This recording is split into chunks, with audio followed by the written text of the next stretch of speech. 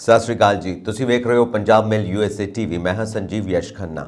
ਤੁਹਾਡਾ ਸਾਰਿਆਂ ਦਾ ਸਵਾਗਤ ਖਬਰਾਂ ਦੇ ਇਸ ਬੁਲੇਟਿਨ ਦੇ ਵਿੱਚ। ਖਬਰਾਂ ਦੇ ਇਸ ਬੁਲੇਟਿਨ ਦੇ ਸਪਾਂਸਰਸ ਨੇ real estate broker Mohan Cheema. Real estate ਦੀ ਦੁਨੀਆ ਦਾ ਮੰਨਿਆ ਪਰਮੰਨਿਆ ਨਾਂ। ਸਭ ਤੋਂ ਪਹਿਲਾਂ ਚੋਣਵੀਆਂ ਖਬਰਾਂ। ਸ਼ੀ ਨੇ ਮੈਨੂੰ ਕਿਹਾ ਸੀ ਕਿ ਚੀਨ ਦੇ ਖਿਲਾਫ ਹੈ ਕਵਾੜ। ਅਮਰੀਕਾ ਵਿੱਚ ਨਿਰਮਲਾ ਸੀਤਾਰਮਨ ਨੇ ਤਰਨਜੀਤ ਸਿੰਘ ਅਤੇ ਭਾਰਤੀ ਭਾਈਚਾਰੇ ਨਾਲ ਕੀਤੀ ਮੁਲਾਕਾਤ। ਭਾਰਤ ਅਮਰੀਕਾ ਸੰਬੰਧ ਅੱਗੇ ਵਧਣ ਨਾਲ ਹੋਏ ਮਜ਼ਬੂਤ। ਸੀਤਾਰਮਨ ਬ੍ਰਿਸਬੇਨ ਵਿੱਚ ਹੋਣ ਵਾਲੀਆਂ 35ਵੀਆਂ ਸਿੱਖ ਖੇਡਾਂ ਬਾਰੇ ਐਨਸੈਕ ਕੁਈਨਜ਼ਲੈਂਡ ਦੀ ਪਲੇਠੀ ਮੀਟਿੰਗ। ਪੁੰਤੀਨੀਆ ਵਿਖੇ 24 ਅਪ੍ਰੈਲ ਨੂੰ ਸਜਾਇਆ ਜਾਣ ਵਾਲਾ ਨਗਰ ਕੀਰਤਨ ਹੁਣ 8 ਮਈ ਨੂੰ ਸਜੇਗਾ। Glasgow consul general of India ਵੱਲੋਂ ਲਾਏ ਕੈਂਪ ਦਾ ਸੈਂਕੜੇ ਲੋਕਾਂ ਨੇ ਲਾਹਾ ਲਿਆ। ਹੁਣ ਖਬਰਾਂ ਦਾ ਵਿਸਥਾਰ।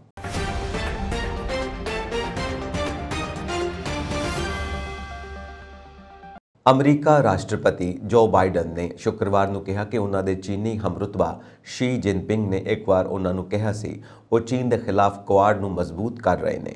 ਬਾਈਡਨ ਨੇ ਸੀਏਟਲ ਸਥਿਤ ਇੱਕ ਨਿੱਜੀ ਰਿਹਾਇਸ਼ ਤੇ ਪਾਰਟੀ ਲਈ ਪੈਸਾ ਇਕੱਠਾ ਕਰਨ ਲਈ ਆਯੋਜਿਤ ਇੱਕ ਪ੍ਰੋਗਰਾਮ ਵਿੱਚ ਕਿਹਾ ਕਿ ਮੈਂ ਜਿਨਪਿੰਗ ਨੂੰ ਸੰਕੇਤ ਦਿੱਤਾ ਸੀ ਕਿ ਮੈਂ ਕੁਆਡ ਆਸਟ੍ਰੇਲੀਆ, ਭਾਰਤ, ਜਾਪਾਨ ਅਤੇ ਅਮਰੀਕਾ ਵਿਚਾਲੇ ਸਹਿਯੋਗ ਨੂੰ ਵਧਾ ਰਿਹਾ।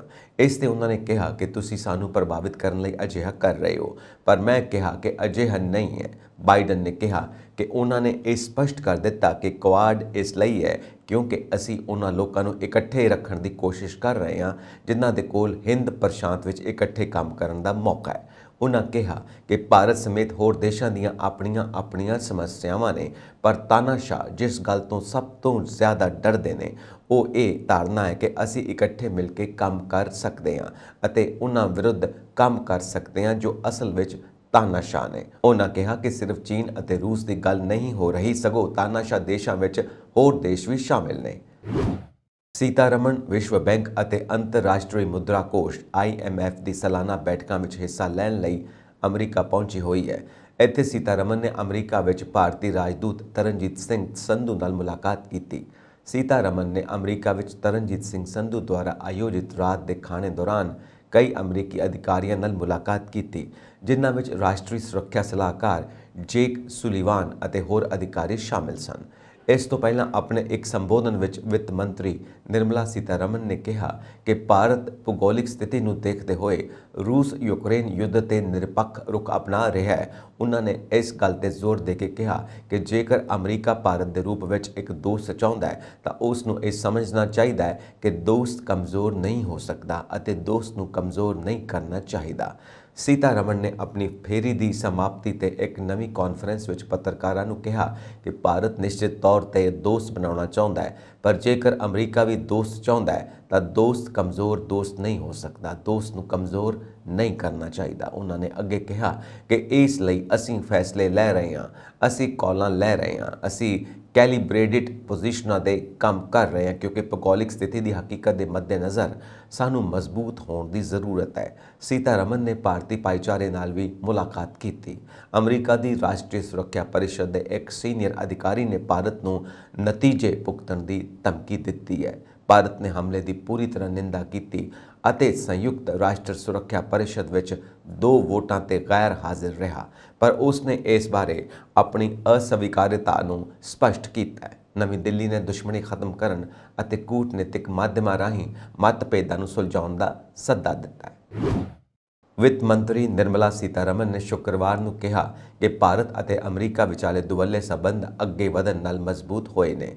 ਉਹਨਾਂ ਕਿਹਾ ਯੂਕਰੇਨ ਯੁੱਧ ਤੋਂ ਬਾਅਦ ਹੋਰ ਅਜਿਹੇ ਵਾਧੂ ਮੌਕੇ ਮਿਲਣ ਦੀ ਆਸ ਜਤਾਈ ਜਾ ਰਹੀ ਹੈ। ਸੀਤਾਰਮਨ ਇੱਥੇ ਕੌਮਾਂਤਰੀ ਮੁਦਰਾ ਫੰਡ ਅਤੇ ਵਿਸ਼ਵ ਬੈਂਕ ਦੀਆਂ ਸਾਲਾਨਾ ਬੈਠਕਾਂ ਵਿੱਚ ਸ਼ਾਮਿਲ ਹੋਣ ਲਈ ਆਈ ਸੀ।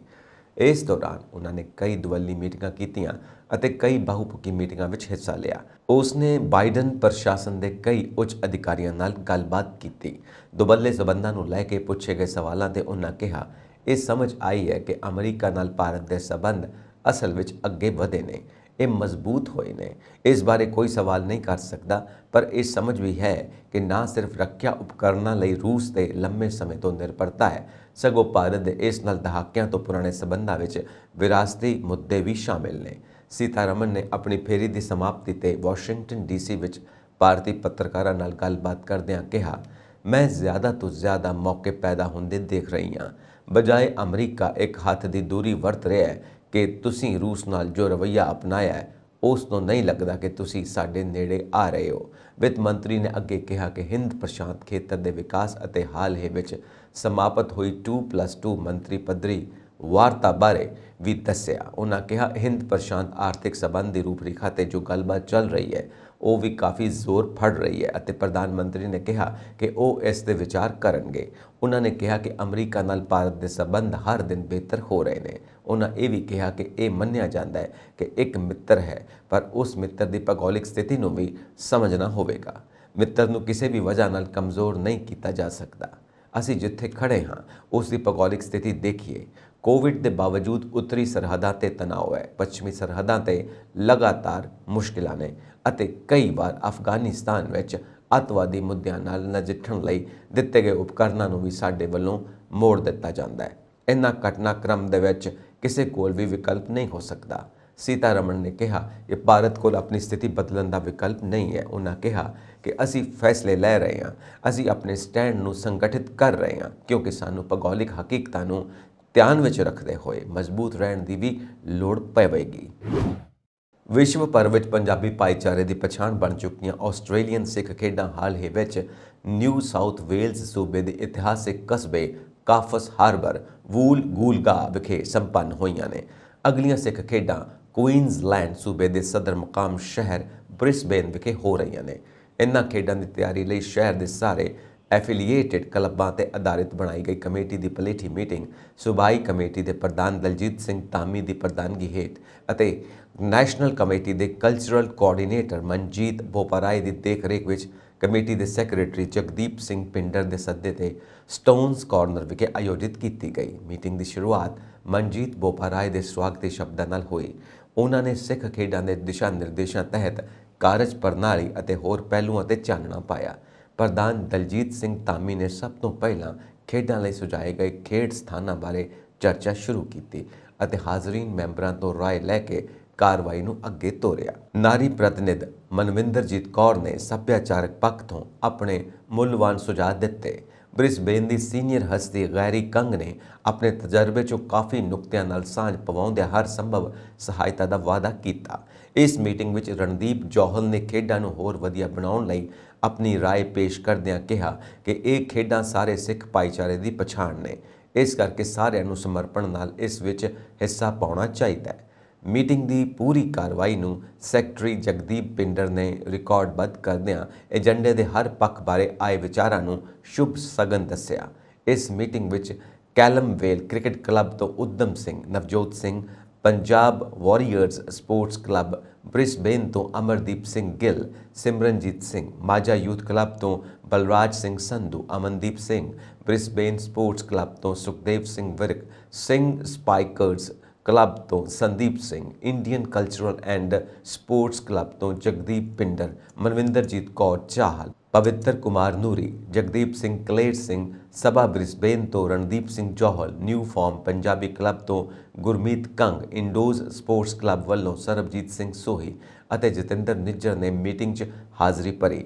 इस मीटिंग में जरूरी कारणा करके Fateh club, Logan club, Brisbane Sikh United, Brisbane kabaddi club, Kookaburra hockey club, North Queensland club और पंजाबी कल्चरल एसोसीएशन क्वीनसलैंड के नुमाइंदे हाजिर नहीं हो सके। अंत च प्रधान दलजीत सिंह धामी ने सारे मैंबरों का धन्यवाद करदिआं कहा कि सिख खेडां हुण तक हर महीने मीटिंग का आयोजन किया जाएगा। इटली के लासियो सूबे के जिला लातीना के शहर पुंतीनिया विखे स्थित गुरुद्वारा सिंह सभा पुंतीनिया वालों समूह संगतां के सहयोग नाल इटली विच खालसा साजना दिवस नूं समर्पित 24 अप्रैल दिन ऐतवार नूं नगर कीर्तन सजाया जाना सी, जो कि कुछ प्रशासनिक कारणों करके एक हफ्ते लई अगे कर दिता गया। इस संबंधी प्रेस नाल जानकारी गुरुद्वारा साहब की प्रबंधक कमेटी के मैंबरां ने सांझी की है। उन्होंने दस्सिया कि खालसा साजना दिवस नूं समर्पित जो विशाल नगर कीर्तन 24 अप्रैल नूं सजाया जाना सी, वो प्रशासनिक कारणों करके हुण 8 मई दिन ऐतवार नूं सजाया जाएगा। इस संबंधी तैयारियां पहला तो ही मुकम्मल सन, पर असी संगतां तो खिमा दे जाचक हाँ कि तारीख बदलनी पै गई। उन्होंने दस्सिया कि सवेरे भोग उपरंत 10 बजे तो दोपहर 12 ਵਜੇ ਤੱਕ ਗੁਰਦੁਆਰਾ ਸਾਹਿਬ ਵਿਖੇ ਕੀਰਤਨ ਦਰਬਾਰ ਸਜਾਇਆ ਜਾਵੇਗਾ। ਉਸ ਉਪਰੰਤ ਵਿਸ਼ਾਲ ਨਗਰ ਕੀਰਤਨ ਦੀ ਆਰੰਭਤਾ ਕੀਤੀ ਜਾਵੇਗੀ। ਸ਼੍ਰੀ ਗੁਰੂ ਗ੍ਰੰਥ ਸਾਹਿਬ ਜੀ ਦੀ ਛਤਰ ਛਾਇਆ ਅਤੇ ਪੰਜ ਪਿਆਰਿਆਂ ਦੀ ਅਗਵਾਈ ਹੇਠ ਸਜਾਏ ਜਾਣ ਵਾਲੇ ਨਗਰ ਕੀਰਤਨ ਜਿਸ ਦੀ ਆਰੰਭਤਾ ਗੁਰਦੁਆਰਾ ਸਾਹਿਬ ਤੋਂ ਹੋਵੇਗੀ। ਇਸ ਮੌਕੇ ਵਿਸ਼ੇਸ਼ ਦੀਵਾਨ ਵੀ ਸਜਾਏ ਜਾਣਗੇ। ਸੰਗਤਾਂ ਲਈ ਗੁਰੂ ਕਾ ਲੰਗਰ ਅਤੁੱਟ ਵਰਤੇਗਾ। ਗੁਰਦੁਆਰਾ ਸਾਹਿਬ ਦੀ ਪ੍ਰਬੰਧਕੀ ਕਮੇਟੀ ਨੇ ਇਲਾਕੇ ਦੀਆਂ ਸੰਗਤਾਂ ਨੂੰ ਵੱਧ ਚੜ੍ਹ ਕੇ ਇਸ ਮਹਾਨ ਨਗਰ ਕੀਰਤਨ ਵਿੱਚ ਪਹੁੰਚਣ ਦੀ ਅਪੀਲ ਕੀਤੀ ਹੈ। ਪ੍ਰਬੰਧਕਾਂ ਨੇ ਸੰਗਤਾਂ ਨੂੰ ਬੇਨਤੀ ਕੀਤੀ ਕਿ ਜਿਨ੍ਹਾਂ ਨੇ ਲੰਗਰ ਦੇ ਸਟਾਲ ਲਗਾਉਣੇ ਨੇ ਉਹ ਪ੍ਰਬੰਧਕਾਂ ਅਤੇ ਗੁਰਦੁਆਰਾ ਸਾਹਿਬ ਦੇ ਮੁੱਖ ਸੇਵਾਦਾਰ ਨਾਲ ਸੰਪਰਕ ਕਰ ਸਕਦੇ ਨੇ। ਸਕਾਟਲੈਂਡ ਦੇ ਸ਼ਹਿਰ ਗਲਾਸਗੋ ਵਿਖੇ ਭਾਰਤੀ ਭਾਈਚਾਰੇ ਦੀਆਂ ਸ਼ਿਕਾਇਤਾਂ ਨਿਵਾਰਨ OCI ਕਾਰਡ, ਵੀਜ਼ਾ, ਪਾਸਪੋਰਟ ਨਾਲ ਸੰਬੰਧਿਤ ਕੰਮਾਂ ਨੂੰ ਨੇਪਰੇ ਚਾੜ੍ਹਨ ਲਈ ਹਿੰਦੂ ਮੰਦਿਰ ਗਲਾਸਗੋ ਵਿਖੇ consulate general of India Edinburgh ਵੱਲੋਂ ਵਿਸ਼ਾਲ ਕੈਂਪ ਲਗਾਇਆ ਗਿਆ, ਜਿਸ ਦੌਰਾਨ consul general Vijay Selvaraj, counsellor Satyaveer Singh, head of chancery Asif Syed ਵਿਸ਼ੇਸ਼ ਤੌਰ ਤੇ ਹਾਜ਼ਰ ਰਹੇ। ਸਕਾਟਲੈਂਡ ਦੀ ਨਾਮਵਰ ਸੰਸਥਾ ਐਸੋਸੀਏਸ਼ਨ ਆਫ ਇੰਡੀਅਨ ਆਰਗੇਨਾਈਜੇਸ਼ਨਸ ਵੱਲੋਂ ਦਿੱਤੇ ਵਡਮੁੱਲੇ ਸਾਥ ਨਾਲ ਨੇਪਰੇ ਚੜ੍ਹੇ ਇਸ ਕੈਂਪ ਦੌਰਾਨ ਸੈਂਕੜਿਆਂ ਦੀ ਤਾਦਾਦ ਵਿੱਚ ਦੂਰ ਦੁਰਾਡੇ ਇਲਾਕਿਆਂ ਤੋਂ ਪਹੁੰਚ ਕੇ ਲੋਕਾਂ ਨੇ ਆਪਣੀਆਂ ਸਮੱਸਿਆਵਾਂ ਦਾ ਹੱਲ ਕਰਨ ਲਈ ਆਖਿਆ। ਕੌਂਸਲ ਜਨਰਲ ਆਫ ਇੰਡੀਆ ਦਫ਼ਤਰ ਵੱਲੋਂ ਗੱਲਬਾਤ ਕਰਦਿਆਂ ਸਤਯਵੀਰ ਸਿੰਘ ਨੇ ਕਿਹਾ ਕਿ ਭਾਰਤੀ ਭਾਈਚਾਰੇ ਦੀਆਂ ਮੁਸ਼ਕਿਲਾਂ ਦੇ ਹੱਲ ਲਈ ਵਚਨਬੱਧ ਰਹਿਣਾ ਉਹਨਾਂ ਦਾ ਕੰਮ ਵੀ ਹੈ ਤੇ ਫਰਜ਼ ਵੀ। ਉਹਨਾਂ ਲੋਕਾਂ ਨੂੰ ਯਕੀਨ ਦਿਵਾਇਆ ਕਿ ਉਹ ਕਿਸੇ ਵੀ ਸਮੇਂ ਬਿਨਾਂ ਝਿਜਕ ਦਫ਼ਤਰ ਨਾਲ ਰਾਬਤਾ ਕਾਇਮ ਕਰ ਸਕਦੇ ਨੇ। ਐਸੋਸੀਏਸ਼ਨ ਆਫ ਇੰਡੀਅਨ ਆਰਗੇਨਾਈਜੇਸ਼ਨਸ ਦੇ ਜਨਰਲ ਸਕੱਤਰ ਮਰਿਦੁਆਲਾ ਚੱਕਰਵਰਤੀ ਨੇ ਕਿਹਾ ਕਿ ਉਹਨਾਂ ਦੀ ਸੰਸਥਾ ਭਾਈਚਾਰੇ ਨਾਲ ਹਰ ਸਮੇਂ ਡਟ ਕੇ ਖੜਦੀ ਆ ਰਹੀ ਹੈ। ਉਹਨਾਂ council general of India Edinburgh ਦੇ ਸਮੂਹ ਸਟਾਫ ਅਤੇ ਆਏ ਲੋਕਾਂ ਦਾ ਧੰਨਵਾਦ ਕਰਦਿਆਂ ਕਿਹਾ ਕਿ ਉਹ ਭਵਿੱਖ ਵਿੱਚ ਵੀ ਅਜਿਹੇ ਕੈਂਪ ਸਮੇਂ-ਸਮੇਂ ਤੇ ਲਗਾਉਣ ਲਈ ਸਰਗਰਮ ਰਹਿਣਗੇ। ਇਸ ਸਮੇਂ ਹੋਰਨਾਂ ਤੋਂ ਇਲਾਵਾ MSP ਸੰਦੇਸ਼ ਗੁਲਹਾਨੀ, AIO ਦੇ ਸੀਨੀਅਰ ਮੀਤ ਪ੍ਰਧਾਨ ਸੋਹਨ ਸਿੰਘ ਰੰਧਾਵਾ, ਉਪ ਪ੍ਰਧਾਨ ਅੰਮ੍ਰਿਤਪਾਲ ਕੌਂਸਲ MBE, ਮੀਤ ਪ੍ਰਧਾਨ ਬਖਸ਼ੀਸ਼ ਸਿੰਘ ਦਿਹਰੇ, ਹਿੰਦੂ ਮੰਦਿਰ ਗਲਾਸਗੋ ਦੇ ਕਮੇਟੀ ਮੈਂਬਰ ਐਂਡਰਿਊ ਲਾਲ, ਆਚਾर्य ਮੇਦਨਪਤ ਮਿਸ਼ਰ ਆਦਿ ਸਮੇਤ ਭਾਰੀ ਗਿਣਤੀ ਵਿੱਚ ਭਾਈਚਾਰੇ ਦੀਆਂ ਸ਼ਖਸੀਅਤਾਂ ਹਾਜ਼ਰ ਸਨ। ਚੀਨ ਦੇ ਸਭ ਤੋਂ ਵੱਡੇ ਸ਼ਹਿਰ ਸੰਘਾਈ ਵਿੱਚ ਕਰੋਨਾ ਕਾਰਨ 12 ਲੋਕਾਂ ਦੀ ਮੌਤ ਅਤੇ ਬੀਜਿੰਗ ਵਿੱਚ 10 ਸਕੂਲੀ ਵਿਦਿਆਰਥੀਆਂ ਦੇ ਇਨਫੈਕਸ਼ਨ ਨਾਲ ਚੀਨ ਜ਼ੀਰੋ ਕੋਵਿਡ ਨੀਤੀ ਨੂੰ ਲੈ ਕੇ ਪਾਗਲਪਨ ਦੀ ਹੱਦ ਤੱਕ ਆ ਗਿਆ ਹੈ। ਜ਼ੀਰੋ ਕੋਵਿਡ ਨੀਤੀ ਤੇ ਚੀਨ ਦਾ ਪਾਗਲਪਨ ਇੰਨਾ ਵੱਧ ਗਿਆ ਹੈ ਕਿ ਚੀਨੀ ਸਰਕਾਰ ਨੇ ਬੱਚਿਆਂ ਅਤੇ ਜਾਨਵਰਾਂ ਤੇ ਅਤਿਆਚਾਰ ਸ਼ੁਰੂ ਕਰ ਦਿੱਤੇ ਨੇ। ਅਧਿਕਾਰੀਆਂ ਨੇ ਦੱਸਿਆ ਕਿ ਸ਼ੁਰੂਆਤੀ ਦੌਰ ਵਿੱਚ ਇਨਫੈਕਸ਼ਨ ਦੇ ਇਨ੍ਹਾਂ ਮਾਮਲਿਆਂ ਦੀ ਪੁਸ਼ਟੀ ਹੋਈ ਸੀ। ਬੀਜਿੰਗ ਦੇ ਅਧਿਕਾਰੀਆਂ ਨੇ ਕੋਵਿਡ-19 ਲਈ ਟੈਸਟ ਵਿੱਚ ਲਾਗ ਦੀ ਪੁਸ਼ਟੀ ਹੋਣ ਤੋਂ ਬਾਅਦ ਸਕੂਲ ਦੀਆਂ ਕਲਾਸਾਂ ਨੂੰ 1 ਹਫ਼ਤੇ ਲਈ ਮੁਅੱਤਲ ਕਰ ਦਿੱਤਾ ਹੈ। ਦੀ ਸਨ ਦੀ ਇੱਕ ਖਬਰ ਮੁਤਾਬਿਕ ਸੋਸ਼ਲ ਮੀਡੀਆ ਤੇ ਸ਼ੇਅਰ ਕੀਤੀ ਗਈ ਵੀਡੀਓ ਵਿੱਚ ਛੋਟੇ ਬੱਚੇ PPE ਸੂਟ ਪਾ ਕੇ ਸਕੂਲ ਜਾਂਦੇ ਨਜ਼ਰ ਆ ਰਹੇ ਨੇ। ਦਾਅਵਾ ਕੀਤਾ ਜਾ ਰਿਹਾ ਹੈ ਕਿ ਇਹ ਵੀਡੀਓ ਸ਼ੰਘਾਈ ਦਾ ਹੈ। ਵੀਡੀਓ ਵਿੱਚ ਦੁਨੀਆ ਦੇ ਸਭ ਤੋਂ ਸਖਤ ਤਾਲਾਬੰਦੀ ਦੌਰਾਨ ਬੱਚਿਆਂ ਦੀ ਕਤਾਰ ਦੇਖੀ ਜਾ ਸਕਦੀ ਹੈ। ਛੋਟੇ ਬੱਚਿਆਂ ਨੇ ਸਿਰ ਤੋਂ ਪੈਰਾਂ ਤੱਕ PPE ਕਿੱਟਾਂ ਪਾਈਆਂ ਹੋਈਆਂ ਨੇ ਅਤੇ ਉਹਨਾਂ ਦੇ ਹੱਥਾਂ ਵਿੱਚ ਬੈਗ ਨੇ। ਇਹ ਦਰਸਾਉਂਦਾ ਹੈ ਕਿ ਚੀਨ ਆਪਣੇ ਜ਼ੀਰੋ ਕੋਵਿਡ ਨੀਤੀ ਨੂੰ ਲੈ ਕੇ ਕਿਸ ਹੱਦ ਤੱਕ ਸਖਤ ਹੈ। ਸੋਸ਼ਲ ਮੀਡੀਆ ਤੇ ਸ਼ੇਅਰ ਕੀਤੇ ਗਏ ਇੱਕ ਹੋਰ ਵੀਡੀਓ ਵਿੱਚ ਕੁੱਲ ਪਾਲਤੂ ਜਾਨਵਰਾਂ ਨੂੰ ਪਲਾਸਟਿਕ ਦੇ ਥੈਲਿਆਂ 'ਚ ਕੈਦ ਦੇਖਿਆ ਜਾ ਸਕਦਾ ਹੈ। ਇਸ ਵੀਡੀਓ ਨੂੰ 10 ਲੱਖ ਤੋਂ ਵੱਧ ਲੋਕ ਦੇਖ ਚੁੱਕੇ ਨੇ। ਵੀਡੀਓ 'ਚ ਕੁੱਤਿਆਂ ਅਤੇ ਬਿੱਲੀਆਂ ਨਾਲ ਭਰੇ ਬੈਗ ਫੁੱਟਪਾਥ ਤੇ ਪਏ ਦਿਖਾਈ ਦੇ ਰਹੇ ਨੇ। ਸ਼ਹਿਰ ਵਿੱਚ ਪੁਲਿਸ ਕਥਿਤ ਤੌਰ ਤੇ ਉਹਨਾਂ ਲੋਕਾਂ ਦੇ ਪਾਲਤੂ ਜਾਨਵਰਾਂ ਤੇ ਤਸ਼ੱਦਦ ਕਰ ਰਹੀ ਹੈ ਅਤੇ ਉਹਨਾਂ ਨੂੰ ਮਾਰ ਰਹੀ ਹੈ ਜਿਨ੍ਹਾਂ ਦੇ ਕਰੋਨਾ ਸੰਕਾਰਾਤਮਕ ਟੈਸਟ ਦੀ ਪੁਸ਼ਟੀ ਹੋਈ ਹੈ। ਵੀਡੀਓ ਨੂੰ ਟਵਿੱਟਰ ਯੂਜ਼ਰ ਨੇ 16 ਅਪ੍ਰੈਲ ਨੂੰ ਸ਼ੇਅਰ ਕੀਤਾ ਸੀ। ਚੀਨ ਦੀ ਰਾਜਧਾਨੀ ਵਿੱਚ ਸ਼ੁੱਕਰਵਾਰ ਨੂੰ ਵੀ ਸੰਕਰਮਣ ਦੇ 4 ਮਾਮਲੇ ਸਾਹਮਣੇ ਆਏ ਜਿਨ੍ਹਾਂ ਦੀ ਵੱਖਰੇ ਤੌਰ ਤੇ ਗਿਣਤੀ ਕੀਤੀ ਗਈ। ਸ਼ਨੀਵਾਰ ਨੂੰ ਚੀਨ ਵਿੱਚ ਲਾਗ ਦੇ 24,326 ਨਵੇਂ ਮਾਮਲੇ ਸਾਹਮਣੇ ਆਏ ਜੋ ਕਿ ਸਥਾਨਕ ਲਾਗ ਦੇ ਨੇ। ਇਹਨਾਂ 'ਚੋਂ ਜ਼ਿਆਦਾਤਰ ਮਾਮਲੇ ਅਜਿਹੇ ਨੇ ਜਿਨ੍ਹਾਂ ਵਿੱਚ ਮਰੀਜ਼ਾਂ ਵਿੱਚ ਬਿਮਾਰੀ ਦੇ ਲੱਛਣ ਨਹੀਂ ਹੁੰਦੇ। ਜ਼ਿਆਦਾਤਰ ਮਾਮਲੇ ਸ਼ੰਘਾਈ ਦੇ ਨੇ। ਸਥਾਨਕ ਮੀਡੀਆ ਨੇ ਰਿਪੋਰਟ ਦਿੱਤੀ ਕਿ ਬੀਜਿੰਗ ਦੇ ਚਾਓਯਾਂਗ ਜ਼ਿਲ੍ਹੇ ਵਿੱਚ ਸਰਕਾਰ ਨੇ ਸਕੂਲ ਦੀਆਂ ਗਤੀਵਿਧੀਆਂ ਅਤੇ ਕਲਾਸਾਂ ਨੂੰ ਮੁਅੱਤਲ ਕਰਨ ਦੇ ਹੁਕਮ ਦਿੱਤੇ ਨੇ। ਸਰਕਾਰ ਹੁਣ ਕੋਵਿਡ ਦੇ ਹੋਰ ਮਾਮਲਿਆਂ ਦਾ ਪਤਾ ਲਗਾਉਣ ਲਈ ਵੱਡੇ ਪੱਧਰ ਤੇ ਜਾਂਚ ਕਰ ਰਹੀ ਹੈ। ਦੂਜੇ ਪਾਸੇ ਸ਼ੰਘਾਈ ਵਿੱਚ ਇੱਕ ਦਿਨ ਪਹਿਲਾਂ ਮਰਨ ਵਾਲਿਆਂ ਦੀ ਗਿਣਤੀ 11 ਸੀ। ਇਹ ਅੰਕੜਾ ਭਾਵੇਂ ਛੋਟਾ ਲੱਗਦਾ ਹੈ ਪਰ ਦੇਸ਼ ਵਿੱਚ ਇਸ ਦਾ ਪ੍ਰਭਾਵ ਬਹੁਤ ਵੱਡਾ ਹੁੰਦਾ ਜਾ ਰਿਹਾ ਹੈ। ਕਰੀਬ 5 ਹਫ਼ਤਿਆਂ ਤੋਂ ਚੱਲ ਰਿਹਾ ਲਾਕਡਾਊਨ ਹੁਣ ਹੋਰ ਸਖਤ ਕੀਤਾ ਜਾ ਰਿਹਾ ਹੈ। ਸ਼ੁਰੂ ਵਿੱਚ ਤਾਲਾਬੰਦੀ ਸਿਰਫ ਕੁਝ ਖੇਤਰਾਂ ਵਿੱਚ ਲਗਾਈ ਗਈ ਸੀ ਜੋ ਹੁਣ ਪੂਰੇ ਸ਼ਹਿਰ ਵਿੱਚ ਫੈਲ ਗਈ ਹੈ। ਸ਼ੁਰੂ ਵਿੱਚ ਕੁਝ ਢਿੱਲ ਦੇਣ ਤੋਂ ਬਾਅਦ ਕਰੋੜਾਂ ਲੋਕ ਸਖਤ ਨਿਯਮਾਂ ਤਹਿਤ ਘਰਾਂ ਵਿੱਚ ਕੈਦ ਹੋ ਗਏ ਸਨ। ਚੀਨ ਦੀ ਬਹੁਤ ਸਖਤ ਜ਼ੀਰੋ ਕੋਵਿਡ ਨੀਤੀ ਕਾਰਨ ਲੋਕ ਭੁੱਖਮਰੀ ਨਾਲ ਜੂਝ ਰਹੇ ਨੇ, ਕਰੋਨਾ ਦੇ ਡਰ ਵਿੱਚ ਜੀ ਰਹੇ ਨੇ, ਖਿੜਕੀਆਂ ਅਤੇ ਬਾਲਕੋਨੀਆਂ ਵਿੱਚੋਂ ਚੀਖ ਰਹੇ ਨੇ, ਪੁਲਿਸ ਨਾਲ ਟਕਰਾਓ ਅਤੇ ਜੀਵਨ ਦੇ ਇੱਕ ਬਹੁਤ ਹੀ ਮਾਮੂਲੀ ਪੱਧਰ ਲਈ ਸੰਘਰਸ਼ ਕਰ ਰਹੇ ਨੇ। ਤੁਹਾਨੂੰ ਦੱਸ ਦਈਏ ਕਿ ਮਹਾਮਾਰੀ ਦੀ ਸ਼ੁਰੂਆਤ ਤੋਂ ਹੀ ਚੀਨ ਵਿੱਚ ਕਰੋਨਾ ਆਪਣੇ ਸਭ ਤੋਂ ਭਿਆਨਕ ਰੂਪ ਵਿੱਚ ਸਾਹਮਣੇ ਆਇਆ। ਸ਼ੁੱਕਰਵਾਰ ਨੂੰ ਸ਼ੰਘਾਈ ਵਿੱਚ 20,634 ਲੱਛਣਾਂ ਵਾਲੇ ਮਾਮਲੇ ਸਾਹਮਣੇ ਆਏ। ਇੱਕ ਦਿਨ ਪਹਿਲਾਂ ਇਹ ਅੰਕੜਾ 15,698 ਸੀ। ਇਸ ਦੇ ਨਾਲ ਹੀ ਲੱਛਣਾਂ ਵਾਲੇ ਕੁੱਲ ਕੇਸ ਵੀਰਵਾਰ ਨੂੰ 1,931 ਤੋਂ ਵੱਧ ਕੇ ਸ਼ਨੀਵਾਰ ਨੂੰ 2,736 ਹੋ ਗਏ। ਮਰਨ ਵਾਲਿਆਂ ਦੀ ਔਸਤ ਉਮਰ 88 ਦਰਜ ਕੀਤੀ ਗਈ ਹੈ। ਸਾਰਿਆਂ ਨੂੰ ਗੰਭੀਰ ਸਿਹਤ ਸਮੱਸਿਆਵਾਂ ਨੇ ਅਤੇ ਕਿਸੇ ਦਾ ਵੀ ਟੀਕਾਕਰਨ ਨਹੀਂ ਕੀਤਾ ਗਿਆ ਸੀ। ਖਬਰਾਂ ਦੇ ਮੁਤਾਬਿਕ ਇਸ ਪ੍ਰਕੋਪ ਲਈ ਕਰੋਨਾ ਦੇ ਓਮਿਕਰੋਨ ਰੂਪ ਦਾ ਇੱਕ ਨਵਾਂ ਸਬ ਵੇਰੀਐਂਟ ਜ਼ਿੰਮੇਵਾਰ ਹੈ ਜੋ ਅਸਲੀ ਰੂਪ ਤੋਂ ਜ਼ਿਆਦਾ ਛੂਤਕਾਰੀ ਹੈ। ਤੁਰਕੀ ਦੇ ਰਾਜਦੂਤ ਨੇ ਕਿਹਾ ਕਿ ਅੰਕਾਰਾ ਨੇ ਰੂਸ ਦੇ ਆਮ ਨਾਗਰਿਕਾਂ ਅਤੇ ਸੈਨਿਕਾਂ ਲਈ ਆਪਣਾ ਹਵਾਈ ਖੇਤਰ ਬੰਦ ਕਰ ਦਿੱਤਾ ਹੈ।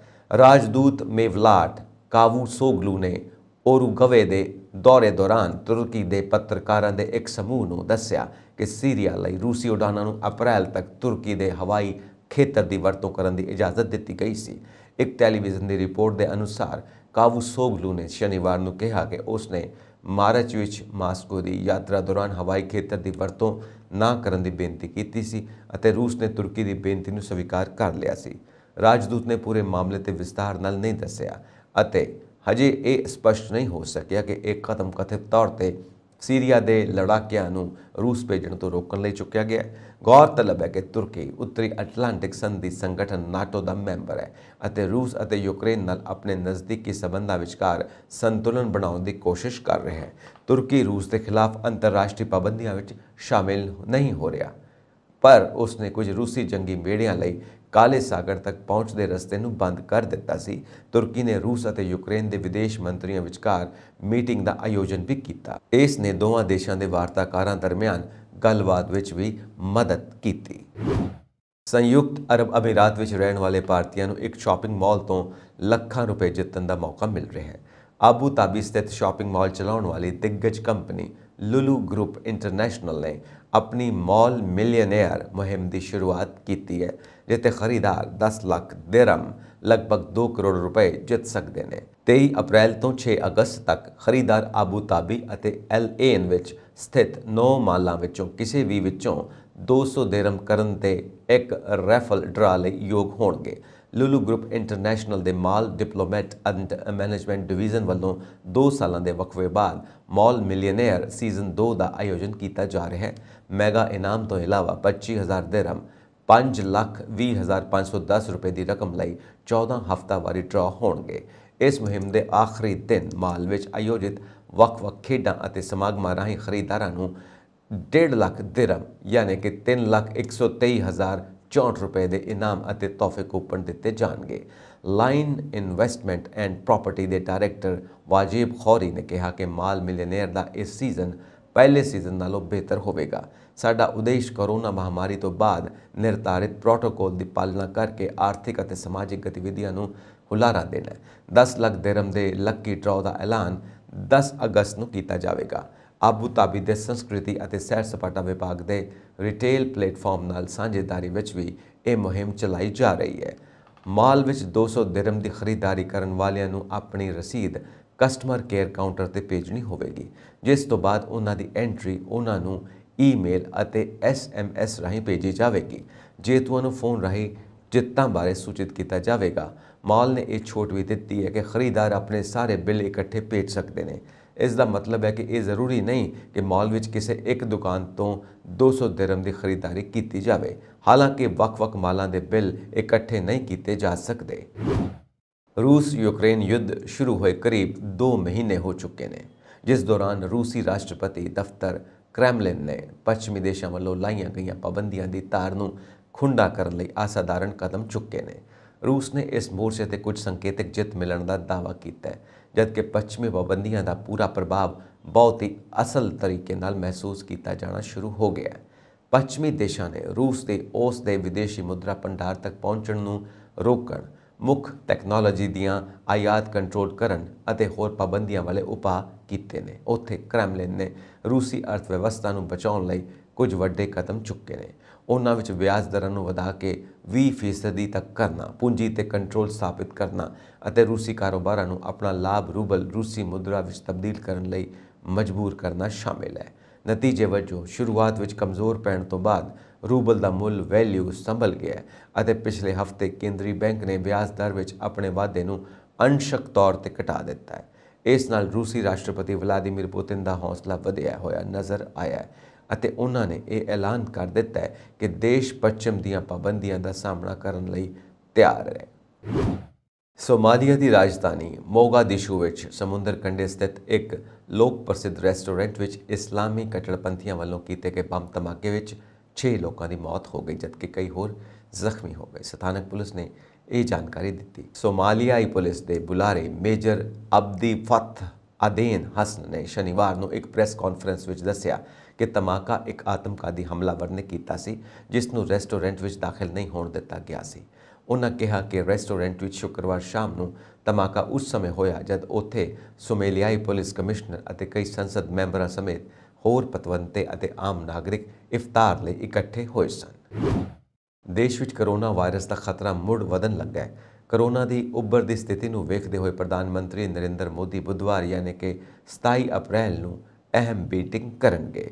ਇਸ ਦੌਰਾਨ ਪ੍ਰਧਾਨ ਮੰਤਰੀ ਮੋਦੀ ਸਾਰੇ ਸੂਬਿਆਂ ਅਤੇ ਕੇਂਦਰ ਸ਼ਾਸਿਤ ਪ੍ਰਦੇਸ਼ਾਂ ਦੇ ਮੁੱਖ ਮੰਤਰੀਆਂ ਨਾਲ ਗੱਲ ਕਰਨਗੇ। ਵੀਡੀਓ ਕਾਨਫਰੰਸ ਜ਼ਰੀਏ ਹੋਣ ਵਾਲੀ ਇਸ ਬੈਠਕ ਵਿੱਚ ਪ੍ਰਧਾਨ ਮੰਤਰੀ ਦੇਸ਼ ਵਿੱਚ ਕਰੋਨਾ ਦੇ ਹਾਲਾਤਾਂ ਤੇ ਚਰਚਾ ਕਰਨਗੇ।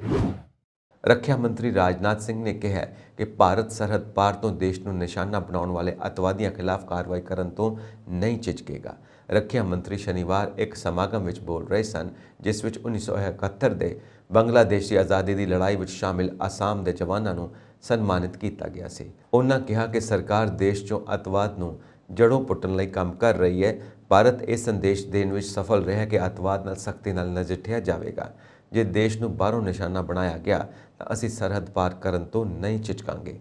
ਇਸ ਸਮੇਂ ਦੇਸ਼ ਦੀ ਪੂਰਬੀ ਸਰਹੱਦ ਤੇ ਪੱਛਮੀ ਸਰਹੱਦ ਦੇ ਮੁਕਾਬਲੇ ਜ਼ਿਆਦਾ ਸ਼ਾਂਤੀ ਅਤੇ ਸਥਿਰਤਾ ਹੈ ਕਿਉਂਕਿ ਬੰਗਲਾਦੇਸ਼ ਸਾਡਾ ਗੁਆਂਢੀ ਦੋਸਤ ਹੈ। ਭਾਰਤ ਨੂੰ ਪੱਛਮੀ ਸਰਹੱਦ ਵਾਂਗ ਪੂਰਬੀ ਸਰਹੱਦ ਤੇ ਤਣਾਅ ਦਾ ਸਾਹਮਣਾ ਨਹੀਂ ਕਰਨਾ ਪੈ ਰਿਹਾ। ਘੁਸਪੈਠ ਦੀ ਸਮੱਸਿਆ ਲਗਭਗ ਖਤਮ ਹੋ ਗਈ ਹੈ। ਸਰਹੱਦ ਤੇ ਹੁਣ ਸ਼ਾਂਤੀ ਅਤੇ ਸਥਿਰਤਾ ਹੈ। ਉੱਤਰ ਪੂਰਬ ਦੇ ਵੱਖ-ਵੱਖ ਹਿੱਸਿਆਂ ਤੋਂ ਹਥਿਆਰਬੰਦ ਬਲ ਵਿਸ਼ੇਸ਼ ਅਧਿਕਾਰ ਕਾਨੂੰਨ ਨੂੰ ਹਾਲ ਹੀ ਵਿੱਚ ਵਾਪਸ ਲੈਣ ਤੇ ਰੱਖਿਆ ਮੰਤਰੀ ਨੇ ਕਿਹਾ ਕਿ ਜਦੋਂ ਵੀ ਕਿਸੇ ਥਾਂ ਸਥਿਤੀ ਵਿੱਚ ਸੁਧਾਰ ਹੋਇਆ ਸਰਕਾਰ ਨੇ ਅਜਿਹਾ ਕੀਤਾ ਹੈ। ਰੱਖਿਆ ਮੰਤਰੀ ਰਾਜਨਾਥ ਸਿੰਘ ਨੇ ਜੰਮੂ ਕਸ਼ਮੀਰ ਵਿੱਚ ਅਫਸਪਾ ਕਾਨੂੰਨ ਬਾਰੇ ਸ਼ਨੀਵਾਰ ਕਿਹਾ ਕਿ ਦੇਸ਼ ਦੀ ਫੌਜ ਵੀ ਨਹੀਂ ਚਾਹੁੰਦੀ ਕਿ ਇਹ ਕਾਨੂੰਨ ਜੰਮੂ ਕਸ਼ਮੀਰ ਵਿੱਚ ਹੋਵੇ। ਰੱਖਿਆ ਮੰਤਰੀ ਅਸਾਮ ਦੇ ਗੁਹਾਟੀ ਵਿੱਚ 1971 ਦੀ ਜੰਗ ਦੇ ਫੌਜੀਆਂ ਦੇ ਸਨਮਾਨ ਵਿੱਚ ਬੋਲ ਰਹੇ ਸਨ। ਇਹ ਪਹਿਲੀ ਵਾਰ ਨਹੀਂ ਹੈ ਕਿ ਜਦੋਂ ਰਾਜਨਾਥ ਸਿੰਘ ਨੇ ਕਸ਼ਮੀਰ ਵਾਦੀ ਵਿੱਚ ਅਫਸਪਾ ਹਟਾਉਣ ਬਾਰੇ ਗੱਲਬਾਤ ਕੀਤੀ ਹੋਵੇ। 2015 ਵਿੱਚ ਗ੍ਰਹਿ ਮੰਤਰੀ ਵਜੋਂ ਜੰਮੂ ਕਸ਼ਮੀਰ ਦੇ ਦੌਰੇ ਦੌਰਾਨ ਉਹਨਾਂ ਨੇ ਕਿਹਾ ਸੀ ਕਿ ਜੇ ਸਥਿਤੀ ਅਨੁਕੂਲ ਹੋਵੇ ਤਾਂ ਆਰਮਡ ਫੋਰਸਿਸ ਐਕਟ ਨੂੰ ਹਟਾਇਆ ਜਾ ਸਕਦਾ ਹੈ। ਗੁਹਾਟੀ ਵਿੱਚ ਸ਼ਨੀਵਾਰ 1971 ਦੀ ਜੰਗ ਦੇ ਸ਼ਹੀਦ ਹੋਏ ਜਵਾਨਾਂ ਨੂੰ ਸਨਮਾਨਿਤ ਕਰਨ ਲਈ ਇੱਕ ਇਕੱਠ ਨੂੰ ਸੰਬੋਧਿਤ ਕਰਦੇ ਹੋਏ ਰੱਖਿਆ ਮੰਤਰੀ ਨੇ ਕਿਹਾ ਕਿ ਫੌਜ ਚਾਹੁੰਦੀ ਹੈ ਕਿ ਜੰਮੂ ਕਸ਼ਮੀਰ 'ਚੋਂ ਅਫਸਪਾ ਕਾਨੂੰਨ ਨੂੰ ਜਲਦ ਤੋਂ ਜਲਦ ਹਟਾਇਆ ਜਾਵੇ। ਅਫਸਪਾ ਜੁਲਾਈ 1990 ਵਿੱਚ ਕਸ਼ਮੀਰ ਵਿੱਚ ਅਤੇ ਅਗਸਤ 2000 ਵਿੱਚ ਜੰਮੂ ਖੇਤਰ ਵਿੱਚ ਬਗਾਵਤ ਨੂੰ ਰੋਕਣ ਲਈ ਲਾਗੂ ਕੀਤਾ ਗਿਆ ਸੀ। ਆਰਮਡ ਫੋਰਸਿਸ ਐਕਟ ਜਾਨੀ ਅਫਸਪਾ ਫੌਜ ਅਤੇ ਨੀਮ ਫੌਜੀ ਫੋਰਸਾਂ ਨੂੰ ਅਜਿਹੀਆਂ ਸ਼ਕਤੀਆਂ ਦਿੰਦਾ ਹੈ ਜਿਨ੍ਹਾਂ ਤਹਿਤ ਉਹ ਕਿਸੇ ਨੂੰ ਵੀ ਹਿਰਾਸਤ ਵਿੱਚ ਲੈ ਸਕਦੇ ਨੇ ਅਤੇ ਹਥਿਆਰਾਂ ਦੀ ਵਰਤੋਂ ਕਰ ਸਕਦੇ ਨੇ। ਇਸ ਕਾਰਵਾਈ ਲਈ ਉਹ ਕ੍ਰਿਮੀਨਲ ਅਦਾਲਤ ਵਿੱਚ ਜਵਾਬਦੇਹ ਨਹੀਂ ਹੁੰਦੇ। ਇਹ ਸਨ ਅੱਜ ਦੀਆਂ ਮੁੱਖ ਖਬਰਾਂ। ਹੋਰ ਅਪਡੇਟਸ ਦੇ ਲਈ ਵੇਖਦੇ ਰਹੋ ਪੰਜਾਬ ਮੇਲ USA TV। ਸਤਿ ਸ਼੍ਰੀ ਅਕਾਲ ਜੀ।